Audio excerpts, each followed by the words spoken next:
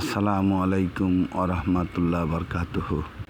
প্রিয় দর্শক ভাই ও বন্ধুরা এবং দেশবাসী, নবান্ন উৎসব শুরু হয়ে গেছে এবং ধান কেটে পাকা ধান কৃষকের ঘরে আনা শুরু হয়ে গেছে। ধান বাংলাদেশের মানুষের প্রধান ফসল। এই ধান থেকে মানুষের খাদ্য উৎপন্ন হয় এবং খাদ্য বিভিন্ন চাহিদা পূরণ করে থাকে। ধানের যেটা খড় বা খের হিসাবে ব্যবহার, সেটা গরুর জন্য ব্যবহার করা হয়ে থাকে, গরুর খাদ্য হিসাবে খেয়ে থাকে এবং গোখাদ্য বলা হয়। এবং ধান ভাঙানোর পরে যে গুঁড়া হয়, এটাও গরুর গোখাদ্য হিসেবে ব্যবহৃত হয়ে থাকে।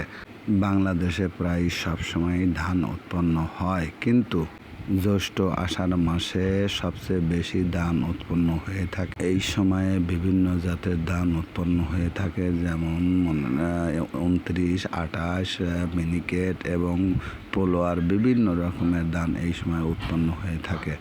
জ্যৈষ্ঠ আষাঢ় মাসের ধানেই কৃষকের মন ভরে, তা না অন্য সিজনের ধানে কৃষকের মন ভরে না। যৎসামান্য কিছু ধান উৎপন্ন হয়ে থাকে। জ্যৈষ্ঠ আষাঢ় মাসের ধানের সময় অনেক কৃষকের ঘরে 100 মণ, 200 মণ এবং 500 মণ পর্যন্ত ধান উত্তোলন করে থাকে। তাই আসুন আমরা ধান উৎপাদনে সচেষ্ট হই এবং বাংলাদেশে খাদ্য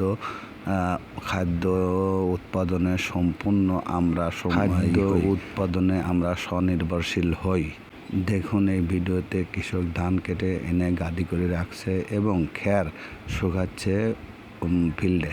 দেশবাসী, কৃষক এবং ভাই বন্ধুরা, আমার ভিডিওটিকে লাইক, কমেন্ট, শেয়ার করবেন এবং সাবস্ক্রাইব করতে ভুলবেন না। সবাইকে ধন্যবাদ জানিয়ে শেষ করছি। আসসালামু আলাইকুম রহমতুল্লাহ বরকাতুহু।